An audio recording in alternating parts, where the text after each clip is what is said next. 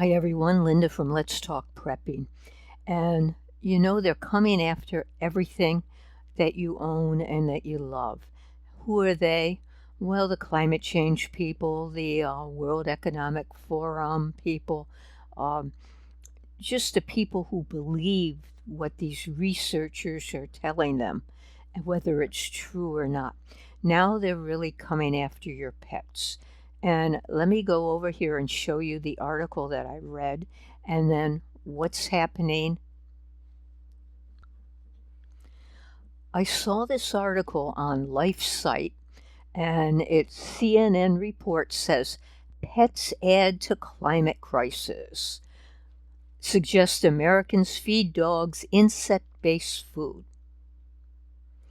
And the liberal news outlet urged American dog owners to consider swapping out their canines, chicken, turkey, or beef-based kibble for new food developments like lab-grown meat or insect-based pet food.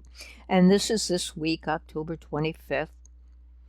And they said we should consider purchasing smaller breeds of household pets, feeding them an insect-based diet to curb the alleged influence on the climate, according to a CNN article.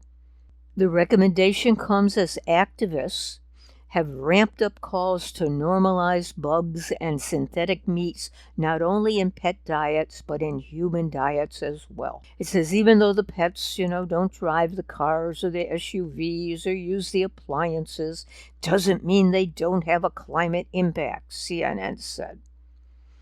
Our pets are part of the climate problem. So there you go, people. Your pet is part of the climate problem. Get rid of it. No more pets for you American people or for the world. According to researchers, dogs and cats play a significant role in climate crisis. And it's not the pets themselves, but it's their meat-heavy diet. And then they said, if you're aiming to minimize your impact on the climates, a Chihuahua's carbon footprint will be smaller than a St. Bernard's. So American dog owners are urged to swap out their canines' meat-based food for the insect-based food. So I saw this and then I did some research and I went over to the CNN article, and this is CNN.com. Our pets are part of the climate problem. These tips can help you minimize their carbon footprints. So our poor pets are now part of the problem. And here's something, editor's note. Sign up for the newsletter, our 7-part guide to help you minimize your personal role in the climate crisis and reduce your anxiety. I'm going to have to look that up and maybe do a video for you on that. So our four-legged friends are part of the problem. We need to look at a closer look at what we buy for them. Their meat-heavy diet is the biggest contributor to their carbon footprint. And there's a buzzword now, carbon footprints. And the production of pet food emits huge amounts of planet-warming gases. And a 2017 study said, now listen to this, feeding dogs and cats creates the equivalent of 64 million tons of carbon dioxide in the U.S. each year. Now, can you believe these studies?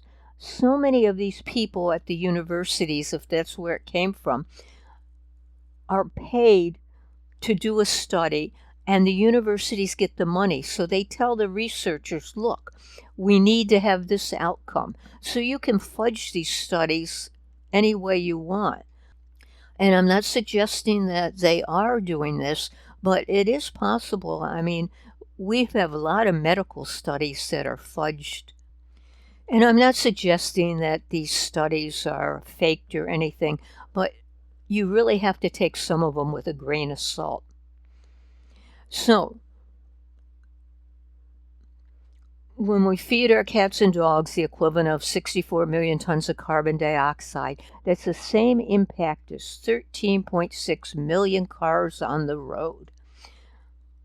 And if our furry friends formed a separate country, it would rank 5th in global meat consumption behind China, the US, Brazil, and Russia. And it was a UCLA professor who said this. So, can you believe that? I don't really know. But it's enough to try to scare people, and that's what they're doing. So he said our work doesn't mean we're against keeping pets. It's just there's lots of benefits. Just be aware of the side effects. So here's the way to minimize your pet's environmental impact while still caring for them. Do an assessment of their diet. And dogs don't necessarily have to have meat at every meal, let alone sirloin steak. I don't know how many people feed their dogs sirloin steak. They said there are new food developments on the market worth looking into, especially for dogs, lab-grown meat. I wouldn't eat it, and I don't think I'd feed it to my dog if I had a dog. Insects are good and a nutritious source of protein for pets. Insect-based foods can be nutritionally complete and are starting to come on the market around the world. And if you go down here a little bit, the general rule is that larger pets will have a larger climate impact than the smaller ones, primarily because they need more food. So you might want to consider smaller breeds or species. And then they say small rodents and birds are great options. So instead of the dogs and cats, you might want to get snakes, turtles, reptiles that have a low impact. So I looked a little bit more and found some other articles here. Forbes said dogs, cats, and climate change. What's your pet's carbon paw print? And then the Daily Mail, and this was an old one. Is your pet damaging the planet? Feeding cats and dogs a meat-based diet plays a significant role in causing global warming, study claims. Dogs and cat foods tend to have more meat than the average diet. Compared to a plant-based diet, meat requires more energy to make. So they just go through this article, through the study, and it's the same type of an article. And then why feeding your pets insects could become all the buzz. And that's the thing now. They want you to feed your pets the insects. And this is from, again, theguardian.com. Theguardian.com. And insect-based pet food is typically more expensive. And in this time of high inflation, I don't know how you're going to be able to afford it. A bag of insect-based Love Food dry kibble costs 12 pounds a kilogram compared with £9.75 per 2 kilograms of the dry cat food. So I went and looked to see if I could find some insect-based cat foods and dog foods just for the heck of it. And here's one called Love Bug, and the cat food that loves the planet.